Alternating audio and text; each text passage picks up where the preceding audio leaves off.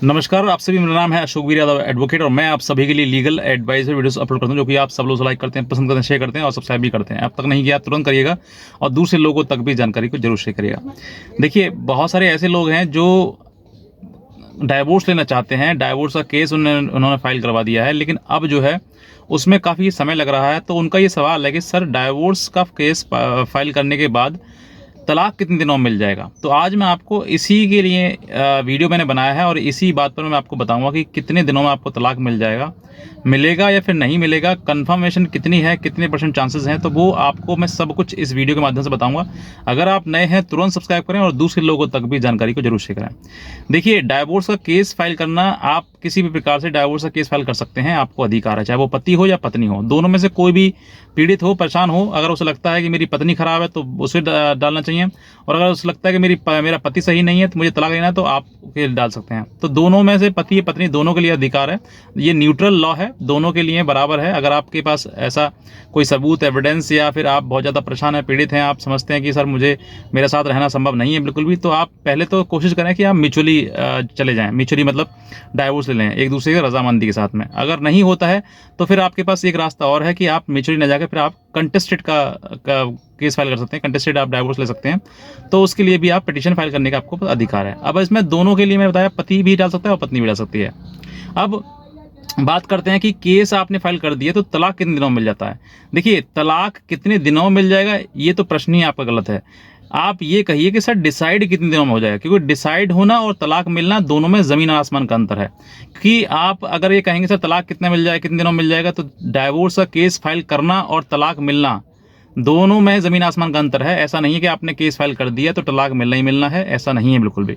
आप case file करेंगे, case file करके उसको फाइट करेंगे, लड़ेंगे, अपने सबूत एविडेंस देंगे, फिर दूसरी तरफ से पार्टी आपका अपना सबूत और एविडेंस देगी, दोनों के गवाह होंगे, बयान होंगे, बहस होगी, फिर उसके बाद फाइनल जजमेंट आएगा उसमें।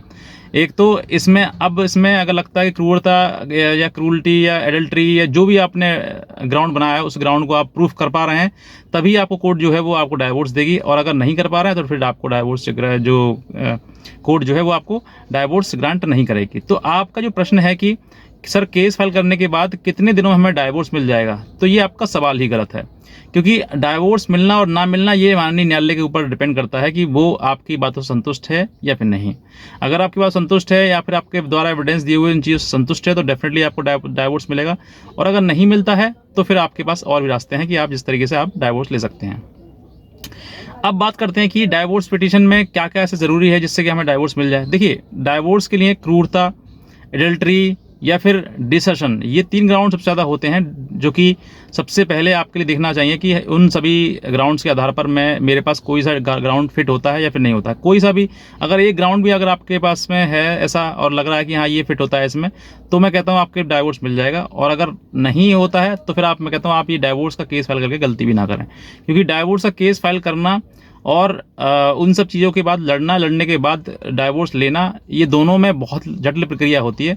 इस प्रक्रिया से अगर आप गुजरेंगे तो भविष्य में आपके लिए किसी प्रकार का अगर राहत नहीं मिली तो दिक्कत आ जाएगी। क्योंकि चीज़ें आपको बस ज़रूरी है कि आपको वो सब ग्राउंड आपके पास होना चाहिए, क्योंकि आपके ऊपर कहीं ना कहीं जो बर्डन है वो ये है कि आपको प्रूफ करनी है जिस आधार पर आपने क्रूरता या फिर एडल्ट्री या फिर डिसर्शन का ग्राउंड बनाया है। ये जो प्रूफ करने का जो जिम्मेदारी है वो उसी व्यक्ति के पास है जो पिटिशनर है, यानी कि जो केस फाइल कर रहा है उसी के पास है कि वो वही व्यक्ति जाके इन सब चीज़ों को प्रूफ करे और तभी उनको डाइवोर्स ग्रांट होगा।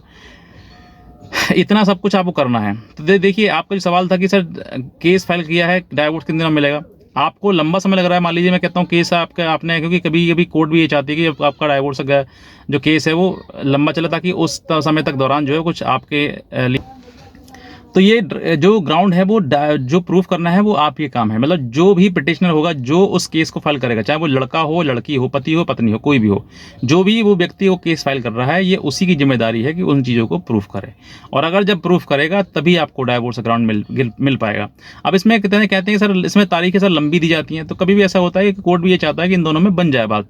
तो यहाँ पर जो केस का जो टाइम है वो लंबा खिंच जाता है। अगर आपको शॉर्ट टाइम में उसको डिसाइड करवाना है, यानी कि उसको जल्दी से जल्दी खत्म करवाना है, जल्दी से जल्दी उसको जो भी आपके पास में एविडेंस उसको जल्दी से जल्दी ट्रायल उसका कंक्लूड कराना है, तो आपके पास एक रास्ता है कि आप ऑनरेबल हाई कोर्ट जा सकते हैं और जाने के बाद वहाँ पर जाके अपनी बात करते हैं, सर मेरा जो केस है काफ़ी सालों से पेंडिंग पड़ा हुआ है और बहुत स्लो चल रहा है, इसमें प्रोसीडिंग नहीं हो पा रही है, तो इसके लिए आप जो है जल्द से जल्द जाकर जो है इसमें कोर्ट जो डायरेक्शन कर देगा कि इसको जो समय है वो निर्धारित कर सकता है, हो सकता है 6 महीने, साल, या फिर एक्सपर्टाइज ऑर्डर कर सकते हैं कि भाई आप जो है इसको इतने समय सीमा में इसको डिसाइड करें। तो डिसाइड करने को ऑनरेबल हाई कोर्ट के द्वारा ऑर्डर आ सकते हैं आपके पक्ष में, और आपको उसको जो कोर्ट जो केस किया आपने पिटिशनर, वो जल्द से जल्द आपका निर्धारित मतलब निस्तारण जो हुआ उसका हो जाएगा।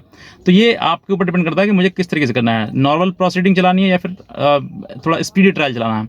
तो स्पीडी ट्रायल के लिए आपके लिए हाई कोर्ट जाना पड़ेगा, मूव करना पड़ेगा। तो इसमें कोई समय सीमा निर्धारित नहीं है कि सर जल्दी से जल्दी हो जाए, 6 महीने, साल, 2 साल, 3 साल भी लग सकते हैं अगर आपने ट्रायल कंक्लूड कराने के लिए कोई समय सीमा निर्धारित नहीं करवाई है ऑनरेबल हाई कोर्ट के द्वारा, यानी कि एक्सपर्टाइज नहीं किया। तो बहरहाल आई होप सो कि मेरे आपने जो सवाल पूछा है उससे आप संतुष्ट होंगे, सेटिस्फाइड होंगे। तो अगर आप नए हैं तुरंत सब्सक्राइब करें और दूसरे लोगों तक भी जानकारी जरूर शेयर करें, और अगर आप कुछ भी हमसे हमारी लीगल एडवाइस लेना चाहते हैं तो आप हमारे दिए हुए नंबर पर हमें संपर्क कर सकते हैं। आज का वीडियो देखने के लिए आपसे बहुत धन्यवाद।